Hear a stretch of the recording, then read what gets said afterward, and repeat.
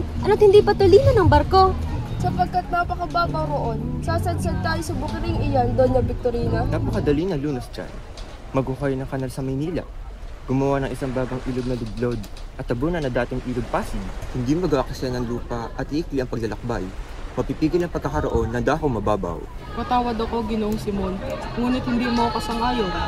Maraming salapi ang magugugol at marahil ay sisira tayo sa mga bayan. At paano naman ang salaping ibabayad sa manggagawa? Gamitin ang mga bilanggo at bilag upang walang perang guguguli. Kung hindi sapat, ang taong bayan ay sa pilit ng pagkagawin. Sa ganyang paraan, nangyari mga piramide sa Ehipto, ang lawang Moeris at ang Coliseo sa Roma. Ngunit ang ganyang kaparaanan ay mangyayaring maging sanhi ng paghihimagsik. Nag-alasa na ba kahit minsan ang bayang Ehipto? Hindi taga-Ehipto ang inyong mga kakaharapin. Ang lupain ito ay maraming beses na naghimagsik dahil sa pilit ng paggawa. Wala. Huwag kayo bumangkit ng kabutahan. At kayo, Padre Salvi, ano ang silbi ng mga praile kung maghihimagsik ang bayan? Napakawalang utang na loob. Talakayin ba naman ang mga bagay na ito? At sa vapor pa? Nagharap na ako ng isang panukalang matibay at kapaking-pakinabang upang linisin ang mahabang wawa sa Laguna. At maaari bang malaman kung ano yan? Pilitin ang lahat ng magkakatabing bayan na mag-alaga ng pato sa pamamagitan ng panginginain ng sasong maliit ang pagpapalalim ng wawa. Ngunit, Don Custodio, kung lahat ay mag-aalaga ng mga pato, darami ang mga balot. Mabuti pa yata ay matabunan ng wawa kaysa magkaroon ng mga nakakadiring balot. Basilio, ang mga tao sa unay kapag nagmungkahi ka, ay iisipin agad na balakid sa halip na kabutihan. Totoo nga ba ang mga tao sa inyong lalubigan na hindi makabili ng alahas dahil sa karalitaan? Hindi nga ho bumibili sapagkat hindi naman ho kailangan. Wala akong masamang ibig sabihin. Mabuti pa't samahan niyo na lang ako uminom ng serbesa. Salamat ho, ngunit hindi kami nainom ng serbesa. Ayon kay Padre Gamora, kaya tamad ang mga Indio ay dahil kalainom ng tubig. Sabihin nyo kay Padre Gamora na sa halip serbesa, tubig ang dapat nang inumin upang makaiwas sa mga kismis ng reliyoso. At sabihin ninyo, ang tubig ay matamis at naiinom, pumapatay ng apoy at kapag pinainit, ay sumusulak at nagiging malawak na dagat at gumugunaw ng santinakpan. At ano ang isasagot ko kung sakali magtanong ang praile kung kailan susulak? Kapag pinainit ang apoy, sa sandaling ang hiwa-hiwalay na ilog ay magkakasama-sama sa kailalimang hinukay ng tao. Kami ay tubig at kayo ay apoy. Ang wika ninyo'y kami sang-ayon. Mamuhay tayo ng mahinahon, huwag patanaw sa sunod, ngayon, na magkababa, kundi magtulong sa lilim niyong bihasang puno. Pangarap lamang yun, ang makina'y hahanapin. Ano't mapusok ang hiyo? Hindi mo ba kilala yun? Siya'y tagapayo ng Kapitan Hingal. Totoo? Ewan ko, para ako natatakot sa kanya. Ganiyan ang naririnig ko. Pinupuri kapag siya'y kaharap, ngunit minumura naman kapag nakatalikod. Saan ba kayo galing? Hindi niyo nakita ang pinakamainam na bahagi sa paglalakbay. Marami na akong nakita mainam na tanaw. Kung walang alamat, walang kwenta sa akin ng alimang puok. Nariyan din ang tungkol sa malapad na bato na umano'y banal na buok para sa mga katutubo, sapagkat ito ang tahanan ng mga espiritu. Ngunit ng terhan ng mga tulisan, nawala ang takot sa mga espiritu at nasalin sa mga tulisan. May isa pa na tungkol kay Doña Jeronima na alam ni Padre Florentino. May magkasintahan sa Espanya, ngunit ang lalaking na destino at naging arsobispo sa Maynila. Naparito lang sa Pilipinas ang babae. Nagbalat kayo at hiniling sa arsobispo na tuparin ito ang pangarap, ang pakasal nila. Ngunit iba ang naisip ng arsobispo. Pinira nito ang babae sa isang yungib na malapit sa Ilog Pasig.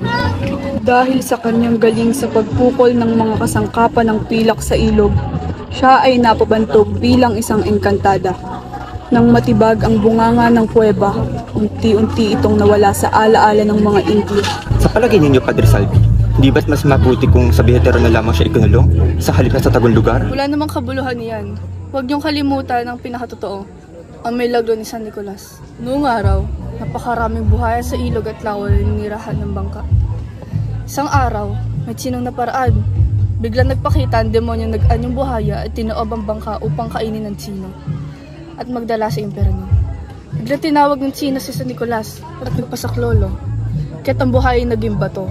Kagilas-gilas na alamat, napakagandang ilathala. Ngayon pumapasok na tayo sa lawa. Ang kapitan marahil ang maraming alam. Kapitan, Alam ba ninyo kung saan dako ng lao napatay ang isang nagngangalang Guevara? Guevara o Ibarra? Oo nga, Kapitan. May naiwan bang baka sa tubig? Tumingin kayo roon. Ano ang nangyayari sa inyo, Ginoong Samang?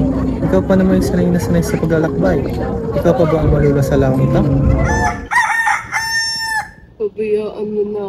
Isipin mo na lang na ang perang iyon ay natalo sa sugal o kaya nahulog sa tubig. Manalo ka man sa kaso anak, tiyak maghihirap ka.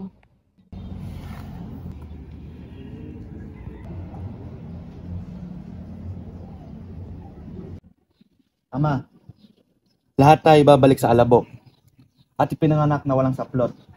Pinaghirapan ko itong lupang ito, kaya hindi ko ito basta-basta maibibigay sa sino man. Diligan niya muna ito ng dugo at dito ilibing ang kanyang asawa at anak. Huwag mo nang pagpilitan. Pinagsamantalahan ka na. Tingnan mo nangyari. Nakuha si Tano bilang sundalo. Magbabayad ako sa mga abogado. Kung mananalo, ako'y may papabalik ko si Tano. Ngunit kung hindi ko na kailangan ng anak.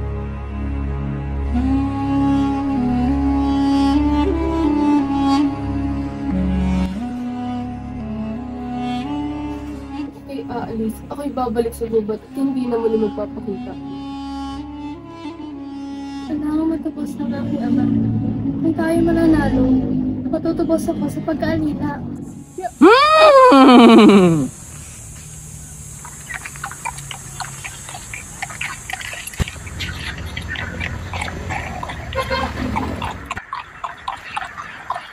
Hinto. Maaari ba ninyo pakita ang inyong sedula para makapagpatuloy? Naku, mukhang naiwan ko po ang aking sedula. Pasensya na po, senyor. Anong pasensya? Hindi ito maaari. Siguro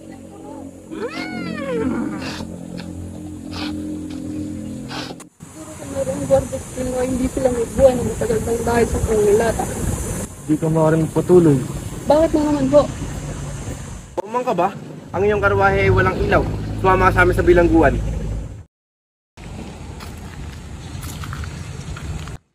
Ginoong Basilio, kumusta ang paglalakbay nyo? Mabuti naman ho. Matagal-tagal na rin ako nawala rito. Ano ang mga bali-balita? Ginoo, kumakailan lamang nadakip sa kabesang talis ng mga tulisan. Ano? Ano ang dahilan? Kamusta ang tatang Selo si Huli? Tumanggi po si Kabesa na magbayad ng buwis. Hindi ko lamang po alam ang kalagayan ng pamilya.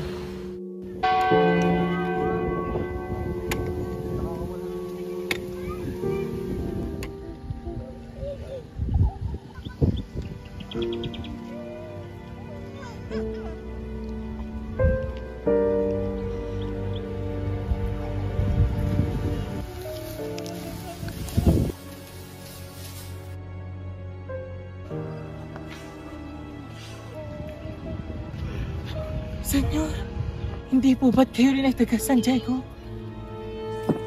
Siya nga, Iho. Anong maitutulong ko sa'yo? Senyor, patawarin niyo ako at hihiling ako ng tulong. Ang ina ko ay pumanaw na at wala na akong natitirang pamilya. Nais ko pong mag-aral sa Maynila, ngunit ilang beses na ako nabibigo. Kaawa-awang bata. Siya, sige, sumama ka sa akin at kukunin kitang utusan. Ngunit, pangako mo sa akin na mag-aaral ka ng mabuti. Papasok kita sa San Juan de Letran. Doon, magkakaroon ka ng mga oportunidad.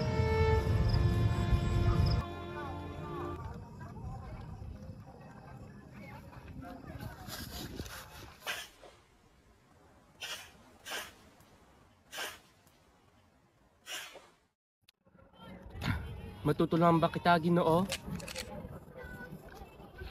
13 taon na po ngayon nang ating ilibing ang aking ina sa pook ding ito. At ikaliligaya ko kung ako'y makaganti naman sa inyo. Kilala mo ba ako? Isang taong napakadakila.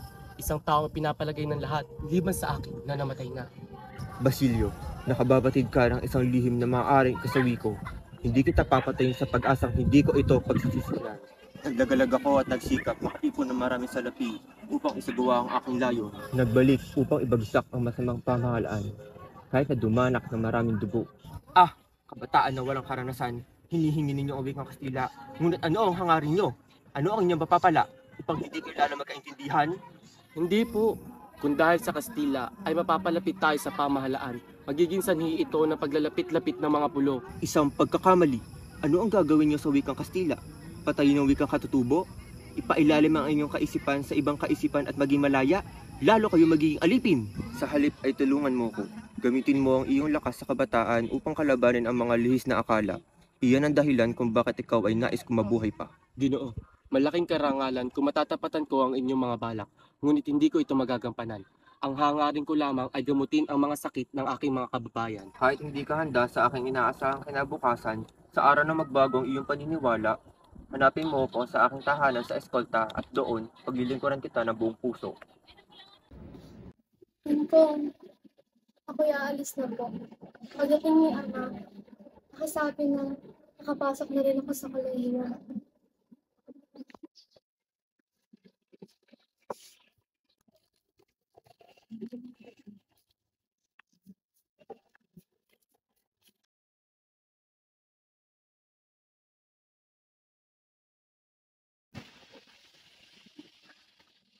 Diyos ko, tandang selo, napipina.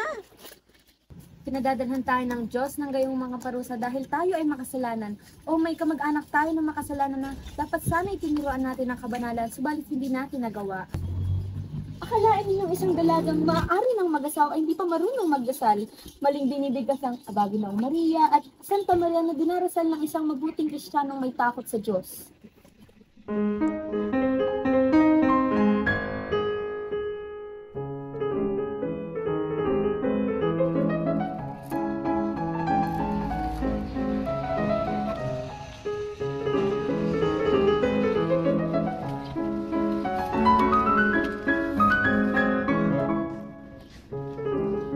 Ayaw ninyo marahil na mga ala sa pangkaraniwan o mga huwad lamang. Siya nga po, mga brilyante, matatandang brilyante, mga bato sa una. Marahil naman, at ako ay may matatandang alahas. May kwintas ni Cleopatra, mga nakuha sa piramide, mga singsing ng gobernador, at mga ginoong taga-Roma na natagpuan sa mga guho ng Kartago. Marahil ang mga pinadala ni Anibal pagkatapos ng labanan ng Canes. Bukod dyan, may dala rin ako mahalagang hikaw ng mga babaeng taga-Roma. Kayo, wala ba kayo maipagbibili?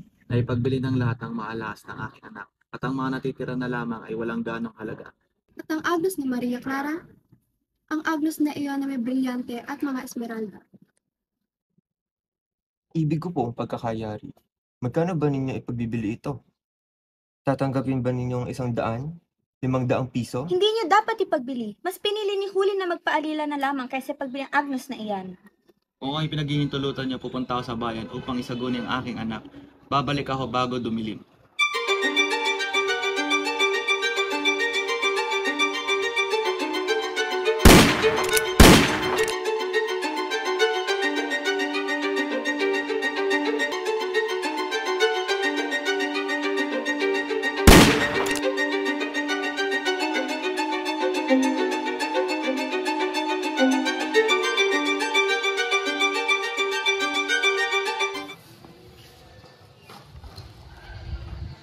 Hindi ko na gusto pang mag-aral pang muli.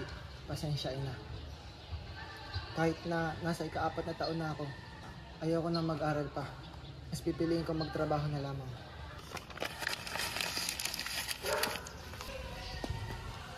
Penitente, aking kaibigan. Nagsaya ka bang mabuti sa nagdaang bakasyon? Ganoon? Ganoon? Ikaw? Sapagkat di ako makatanggi at agad ako pumayag at sumama. Napakadami mga gandang dalaga. Nakakabighani sila. At dahil roon, hinaraanan namin sila ni Padre Camora. Walang bahay ang hindi namin pinuntahan. Sa kabilang banday, nakilala namin ang mangmang na Indyong katipanyatan ni Basilio. Kagayang mangmang ni Basilio, anin niya naman ang isang dalagang walang karunungang magsalita ng wikang Espanyol. Wala man lang salapi at tila isang katulong pa. Huli ata ang ngalan. Napakagandang dalagang ngunit napakasungit naman. Ano ba ang leksyon ng mga nakarang araw, Placido? Sapagkat ngayon lang ako makakapasok eh. Walang klase ng mga nakarang araw. Sanhi, nagdiwang ng karawan ng isang guro. May pista ang isang santo at umambundi. Subalit, noong unang araw ng klase ay mayroon. Napakadaming sasolin tungkol sa salamin. Alam mo ba, Placido, ipit na araw ngayon. Pagitan ng 2 araw na wala tayong pasok. Tara na, tayo maglakwatsa na lamang. Tiyak na ikatutuwa mo yun. Kung ganyan ang iyong balak, ay hindi na ako sasama. Ika'y magsaya na lamang. Magandang umaga po, Doña Victorina. Magandang umaga rin, Juanito. Placido. Wag muna. Ibig ko itong basahin bago ko pagpasyang magdaan. Tingnan mo na mga papeles. Napakahaba. Maubos lang ang ngayong oras. Ukol lamang ito sa isang napakalaking kalokohan. Si Macaraig at ibang estudyante ay gustong magpatayo ng Academia de Castellano. Baka matulad lamang ako sa isang amaing nawalan ng kanyang mga ari-arian noong siya'y lumagdaan ng walang kaalam-alam sa nakasaad. Napakaselan mo naman. Nagdaan mo na lamang ito at hindi na kita gagambalain. Mamaya na. Mahuli na ako sa aking klase. Pasyon, Ofre, Orteza, Penrasa, Pelino, Placido, Gonzalan, Morales, Martinez, Manuntin. Napakawalang galang. Bastos at balbal. Magbabayad ka rin sa akin.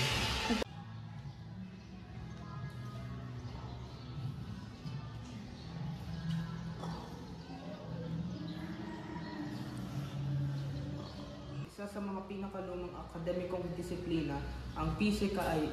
Hoy! Kamal! Antok-antok sa aking klase. Alam mo ba leksyon mo?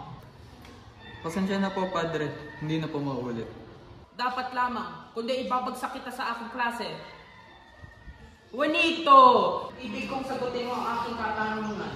Ang nasa likuran ba ay kakapagpabago na nasa harapan o hindi? Placido, ano ang mga sagutan?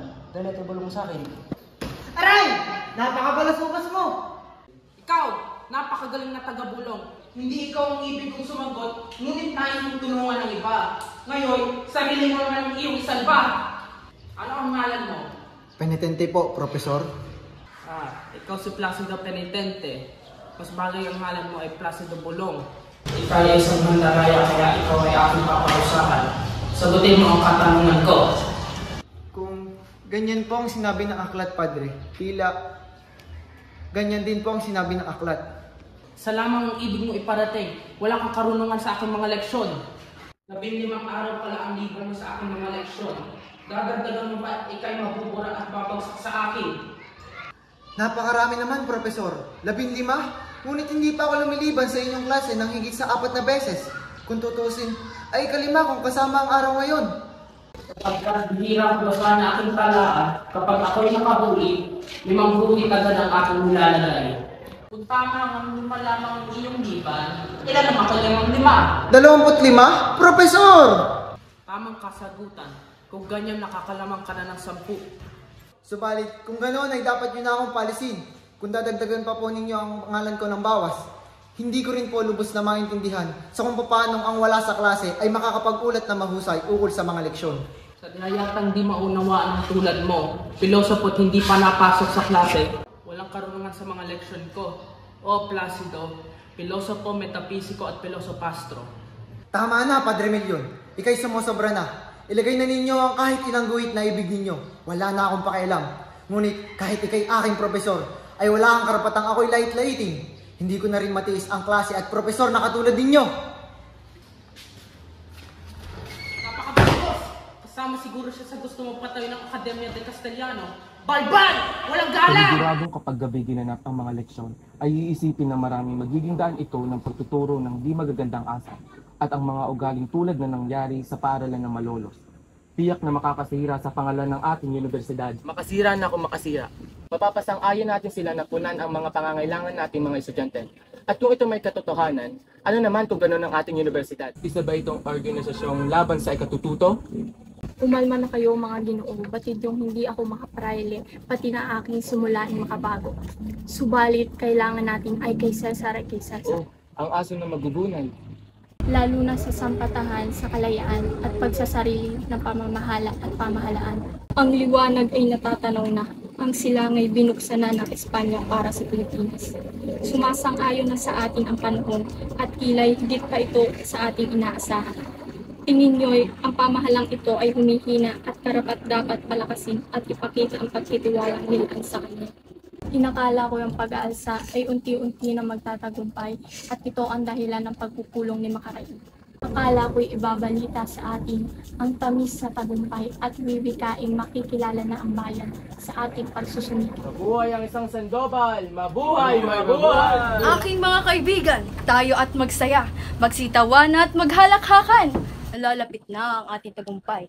Nakipagkita ako kay Padre Irene kanina umaga at inuulat niya sa akin na 1 linggo na raw nilang pinagtatalunan at pinaglalaban ang pagtayo ng Academia de Castellano. Laban kina Padre Sibila, Padre Fernandez, Padre Salvi, ang General, Pangalawang Cabo at pati sa mga aalahas sa Senyor Simon. Subalit ang grupo ngayon ay kay tagal nang hindi kumikilos. Mungkahi rin iyan kay Padre Irene at sinabi niyang maganda itong pagkakataon upang muli silang kumilos. At sinamantala niya ang pagpunta doon ni Don Custodio. Sa kasalukuyan, ang desisyon ay na kay Don Custodio at ipinangakong sa 1 buwan ay lulutasin na ito. Kailangan natin isaalang-alang ang 2 paraan na ikatatagumpay natin. Isa, si Ginoong Pasta na isang abogado, pati na rin ang matalik na kaibigan ni Don Custodio na si Pepay, isang magaling na mananayaw. Tiyak akong tayo magtatagumpay din. Pupuntahan ka na sabing Ginoo at kakausapin upang marangal ang ating paraan ng tagumpay. Mag-iingat ka, Isagan. Narito lang kami bilang iyong suporta para sa tagumpay! Para sa tagumpay!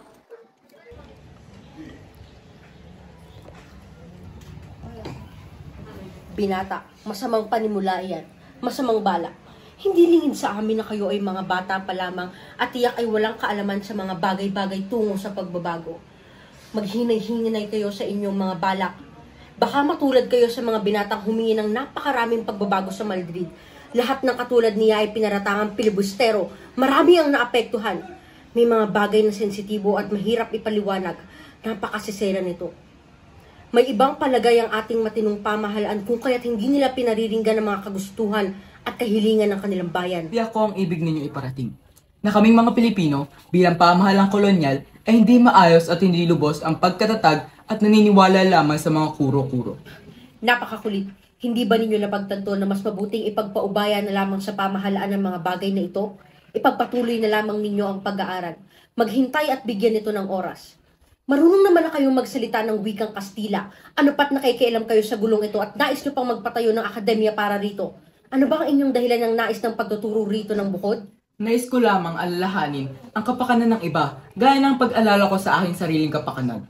Gawa ng laging payot banggit ng aking amain. Hindi ako nagtungo rito para lamang sa aking pansariling kagustuhan. Subalit, sa ngalan ng mga mamamayan sa bansang ito na unti-unti kinakain ng karilitaan. Putres, napakarami mo talagang katwiran. Bakit hindi nyo na lamang sila sabihan ng pag-aralan ng wikang Kastila na nais nyong ituro? Okay, mas mabuting gumaya na lamang kayo sa akin. Duman ako sa kahirapan ng pagpapaalipin sa mga praile habang hawak ang gramatika. Nagpursige ako sa pag-aaral. Subalit Ginoo, inyong isipin ilan sa napakaraming gusto matuto ang nakaabot sa nakamtan nyo. 1 sa 10,000? Pwes, ano pa bang kailangan ng higit sa mga iyon? Siyang tunay na napakarami ng abogado. Karamihan nga'y pumapasok na lamang bilang tagasulat. Mga doktor, tila sila ay nagpapatayan na sa pag-aagawa ng mga pasyenteng may karamdaman. Hindi katulad nila ang mga kailangan natin. Mga magsasaka at manggagawa ang kailangan natin. At upang matuto ng mga gawain iyon ay hindi kinakailangan ng napakaraming wika. Purong yabang ang nais mo. Nakakasakit kayo ng ulo. Bibigyan ko na lamang kayo ng mainam na gawain dahil alam ko ang katulad ninyo ay may katalinuhan at kaalaman pa rin. Tapusin ninyo ang pagmimedisina at kapag lisensyado na ay mag-asawa kayo ng mayamang dalaga. Galingan ninyo sa pag-aaral at panggagamot. Huwag mahibang at huwag makialam sa mga kagustuhan ng bayan. Pasasalamatan nyo rin ako sa hinaharap. Lalo na pag nagkauban na rin kayo, tulad nito. Kung ako'y tatandaan at magkakaroon ng ganyan, at kapag binalikan ko ang aking nakaraan, ay mamamataan kong wala akong nagawa para sa iba, ngunit para sa sarili lamang. Ang bawat pirasong uban na iyan ang magiging tinik, at tubos ko iyong ikakahiya.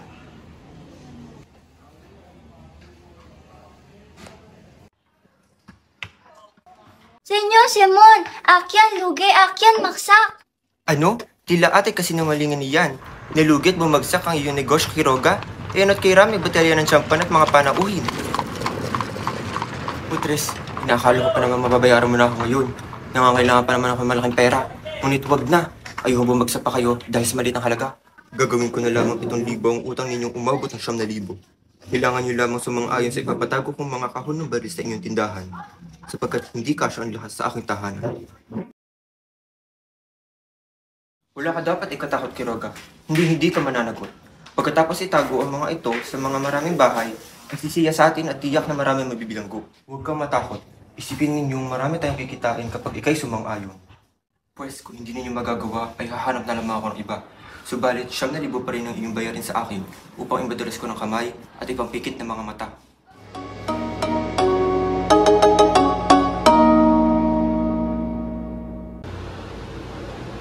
Namataan ko ang isang libing ang gawa sa batong buhay na pula. Ang kahang iyan, sinayatin upang makita. Ang kahang ito ay naglalaman ng sandapot na abong at kapirasong papiro na may dalawang salita sulat. Nang aking siyayatin at banggitin, ang unang salita ay lubos kong kinagulat. Nagbukas at sa loob ay mga isang ulo. Sinabi ko sa aking sarili na wala akong dapat katakutan. Kaya binasa ko ang pangalawang salita at naging abong muli ang ulo. Doon ko lamang naisip na napakamakapangyarihan ng dalawang salitang iyon. Mga letrang salitang paglikha at pangguna pang patay! Then, isang makapangyarihang sting, ipakilala mo ang iyong sarili! Narito na ako. Ang ngalan ko'y Imutis. Panahong Amasis noong ako'y isinilang at mawalang hininga ng masakop ng mga taga-Persya. Mga saserdoteng makapangyarihan noon sa laki ng lupang pagmamay-ari nila. Pagkakataon na ibigay sa akin at ako'y napaibig sa isang anak ng pari. Ngunit mayroon nagnais na siya ay pagnasaan. Isang batang pari sa Abydos. Gumawa siya ng malaking kaguluhan at pangalan ko ang Dinawit. Ang aking sitay na wala sa aking piling. Ako'y isinakdal dahil sa paghimagsik. Napiit at tinakdang patayin sa isang lawal sa Moeris. Hanggang sa huli kong hiningay, nagtagumpay pa rin ang mga kasinungalingan. Ikaw, saserdote ng Abydos, nabuhay akong muli para ibunyag ang iyong kasakiman at kahit ako'y namatay, mang muli ay habang buhay kitang kasusuklaman. Isa kang mamamatay tao, lapastangan sa Diyos at mapangbintang. Mamatay! Lapastangan sa Diyos at mapangbintang! Isinusumpa kita! Mamatay! Mamatay! Ibig kong mamatay ka! Hindi! Hindi ako! Gawan!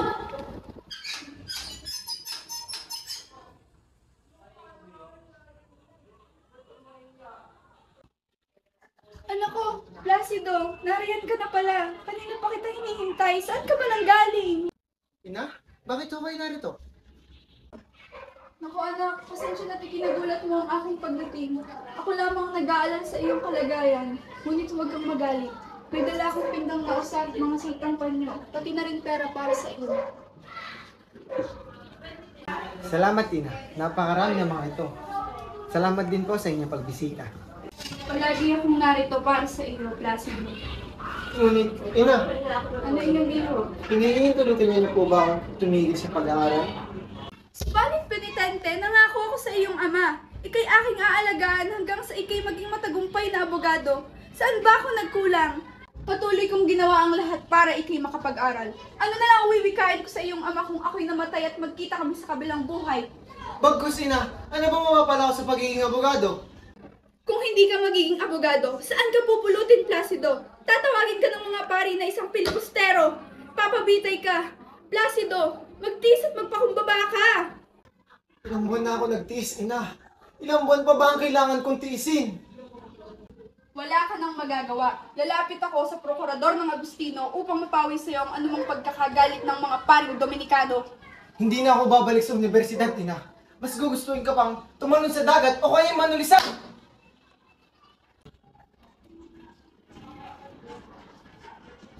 Kahit tagal ko nang ninanais na maging malaya. Ibig ko na maging malaya. Malaya!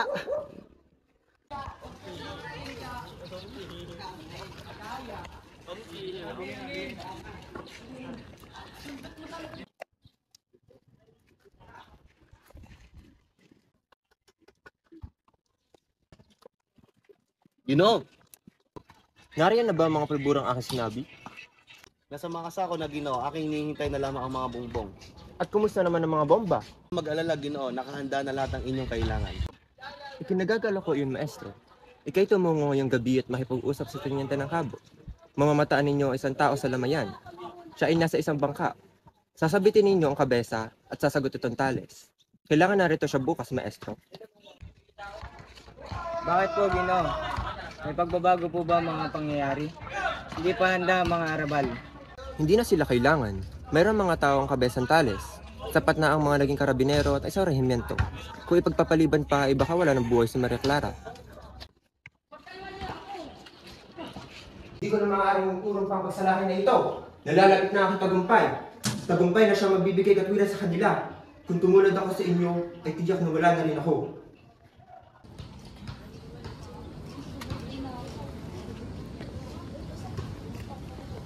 Dapat mong malaman ang mga dagsa ng mga taong ito'y kagagawa ng mga praile.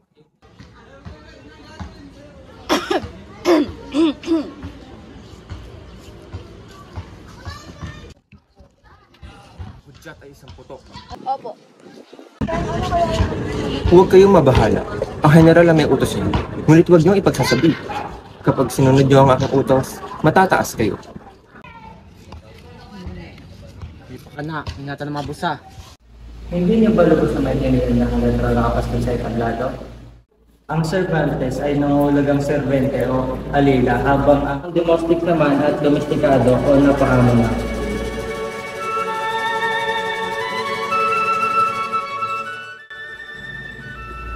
Paano ito? Yung mga taong lubos ng sinasabi? Hindi. Nagkamali. Kumusta ang may sakit? Ang buong katawan ay nakalatan ng lasong akyan. Bukas makalawa ay maaaring mamatay. Isang sulak ng kalooban ay maaaring makamatay sa kanya. Katulad ng Pilipinas. Sa loob ng isang oras ay magsisimula ng himagsikan sa pamamagitan ng hudyat ko. Bukas ay wala ng aral-aral. Wala ng universidad. Wala na makikita ko hindi patayo. Ako'y nakahanda at itiyak ko ang aking tagumpay. Kapag kami nagtagumpay, lahat ng taong hindi tumulong sa amin, bagaman may kaya dumamay, ay tuturin namin kaaway. Basilio, ako'y naparito sa iyo upang ihandog ang dalawang bagay. Ang iyong kamatayan o ang iyong kinabukasan. Ang aking kamatayan o kinabukasan? Pamahalaan ka ba o sa amin? Sa mga sumisili sa iyo o sa iyong bayan? Pagpasya ka at hinihingi na panahon. Naparito ako upang iligtas ka alang-alang sa mga alaalang nag-uugnay sa atin. Ano bang dapat mong gawin? Isang bagay na napakadali. Sa dahilang pamamahalaan ko ang isang kilusan at pamumunuan mo ang isang pangkat. Ibain niyo ang pintuan ng Santa Clara. Kunin mo rin ang isang taong naliban sa akin at Kapitan Tiago na ikaw lamang ang nakakakilala. Hindi ka malalagay sa panganib. Si Maria Clara! Si Maria Clara. Ibig ko siyang iligtas kaya ako bumalik at ibig ko mabuhay pa. Hinahangad ko ang himagsikan sapagkat himagsikan lamang ang makakapagbukas sa akin ng mga pinto ng mga kumbento. Nahuli na kayo! Huling-huli na! At bakit? Namatay na si Maria Clara! Hindi totoo! Buhay si Maria Clara! Nararapat na mabuhay si Maria Clara! May ilang araw na dinapuan siya ng sakit at ako'y laging dumadalo sa kumbento upang makibalita. Tignan ninyo, narito ang liham ni Padre Salvi kay Padre Irene. Si Kapitan Tiago ay magdamag umiiyak, hinahagkan at humihingi ng tawad sa larawan ng kanyang anak hanggang sa humantong sa labis na pagtitip ng akyan. Kagahapon ay pinatugtog ang agunyas para sa kanya. Patay na! Na hindi ko man lang nakita. Namatay na nagtitiig.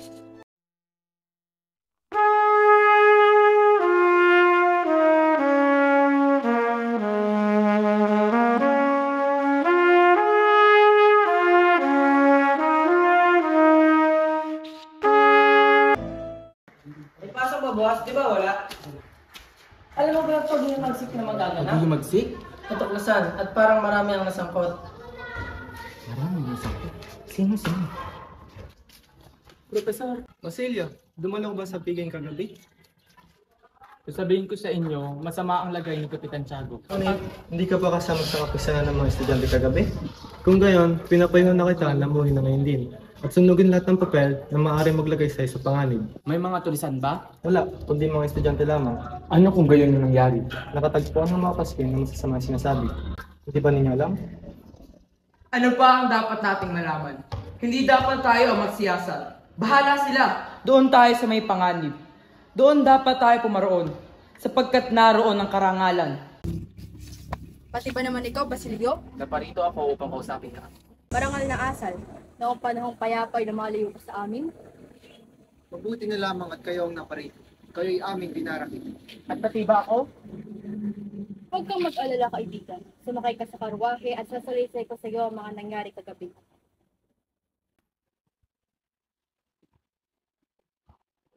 Aking naulanigan ang iyong pagtatalumpati, binata.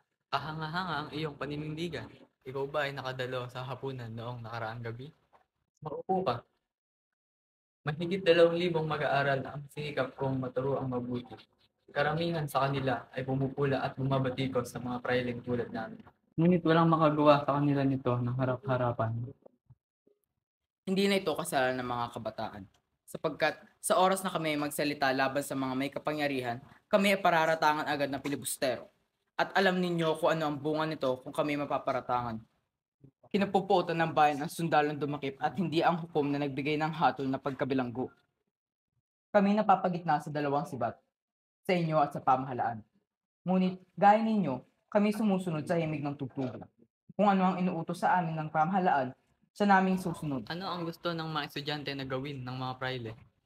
Na huwag humadlang sa kalayaan ng pag-aaral, kundi tumulong pa nga. Ngunit katumbasin ang aming pagamatay. Hindi, Padre. Pakikiraan lamang iyan upang hindi kayo masagasaan. Sinabi na nga ba?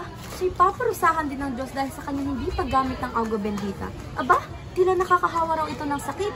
Mabuti na lamang at pinalayas ko na si Huli sapagkat ayaw kong magalit sa akin ang mga praile. Ano ho? Kaawa-awang Basilio. Ang aking Basilio. At wala na rin nakapitan, Tiago.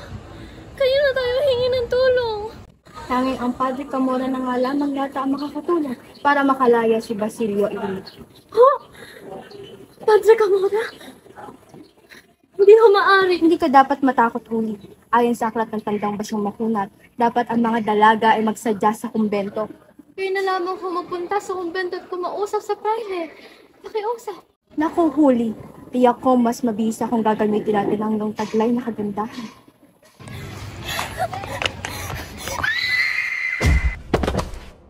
Paumanhin, Kapitan, ngunit isa siyang estudyante na nag-aaral ng medisina at mabuting mag-aaral ayon sa kanyang mga guro. 1 taon na lamang ang kanyang kailangan upang makapagtapos, huwag niyo na itong ipagkait sa binata. Hindi maaari siya isang halimbawa kung bakit tayo dapat na makontento sa anong meron tayo at huwag na maghangad pa ng pagbabago. Panatilihin nakapiit ang binata. Ngunit, General, Sige, magtigil. ngunit paano ang bayan? Ang bayan? Ano ang kasalanan ko sa bayan? Ang bayan ba ang pumili sa akin? Hindi nga kayo inihalan ng bayang Pilipinas kundi ng Espanya. Kaya wala nang katuwiran upang maging mabuti kayo sa mga Pilipino. Ngunit nang pumarito kayo, sinumpa ninyong pamamahalaan sila ng may katarungan at tutugunan ang kanilang kabutihan.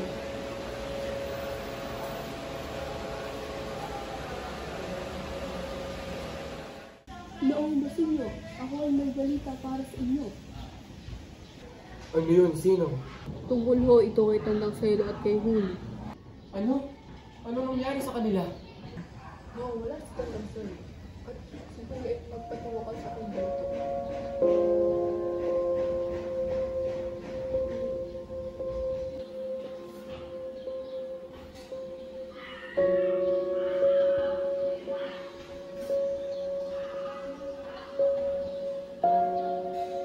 Kung may pumarito man nagangalang Basilio ay agad yung patuloyin.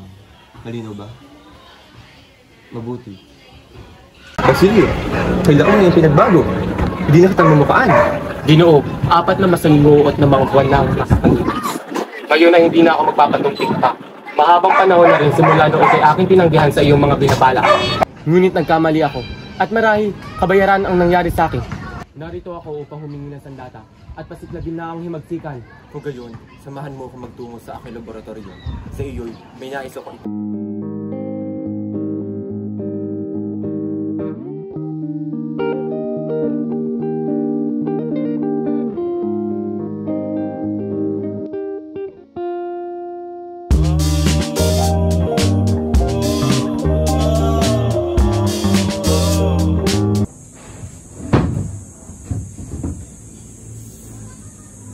Ito ay tiyak na dudumugin ng mga tao ang mainit na balitang ito.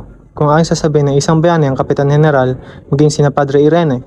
Lipon kami rito sa Santa Mesa upang makasama sa Manila sa kumbento. Kami naman ay sadyang pumayag. Dahil wika nila kami ay babahagian ng kanilang mga masasamsama. Palatandaan natin ay isang putok na baril. At magkalahan ang aming pinili. Talaga? Oy, mautang. Yan mo sila maglakad ng payapa. Sila'y tao rin katulad natin. Ay nako, Bago ka nga lamang, Carolino. Ganyan ang ginagawa natin para sila'y lumaban at tumakas. At kapag nagkagayon, ay barilin na lamang natin sila. Ano, Carolino? Nasaan ang husay mo sa pagbaril?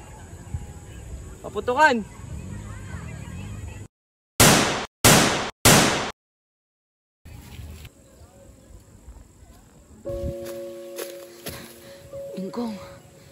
Ingkong ko. Simon? Simon? Simon? Oh, Diyos ko! Simon, anong nangyari? Ayokong magpatakip-tapan. Ayokong malaman nila ang aking dilim. Kayong may mga pangyari sa Diyos. Sabihin niyo sa akin kung totoo ang may Diyos. Patawarin kayo nawa ng Panginoon, Ginoong Simon. Alam niya na kayo'y anak sa isang pagkakamali at nakita niya ang inyong pagtitiis mula sa pagkamatay ni Maria Clara at sa sunod-sunod na pangyayari na hindi umakma sa inyong plano. Ngunit, patuloy pa rin natin siyang pasalamatan dahil sa inyong buhay at kalagayan. Ang Diyos na makatarungan ay hindi mapagpabaya sa mithiing kalayaan. Bakit hindi niya tuligan ako? Sapagkat masama ang iyong pamamaraan. Siya ang klase ng Diyos na makatarungan. Diyos ng kalayaan. Tinuruan niya tayong umibig sa kalayaan dahil siya mismo ang nagbibigay nito sa atin. Marami siyang pagsubok na ipinagkaloob sa atin sapagkat kilala niya tayo. Mga anak niya tayo. Alam niyang kaya natin yampasan ang bawat gerang iyon. Kaya naman, dapat tayong gumawa ng mabuti, tapat at marangal hanggang sa huli nating hininga dahil sa pag-iyak sa kalayaan. Maging mabuti tayo dahil siya ang Diyos na mabuti sa lahat.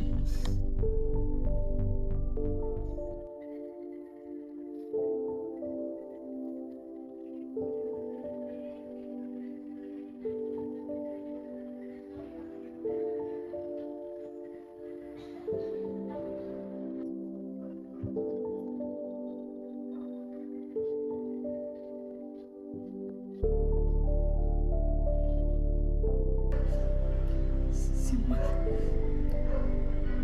kaawaan ka ng Diyos.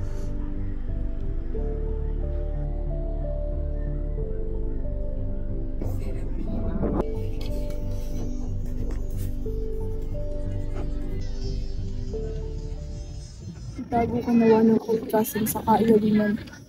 Sakaling kailanganin ka man ng mga tao ay kukuhanin ka ng Diyos sa napupuno ng mga alon. Iyan ay hindi mo na maililikaw ang katwiran.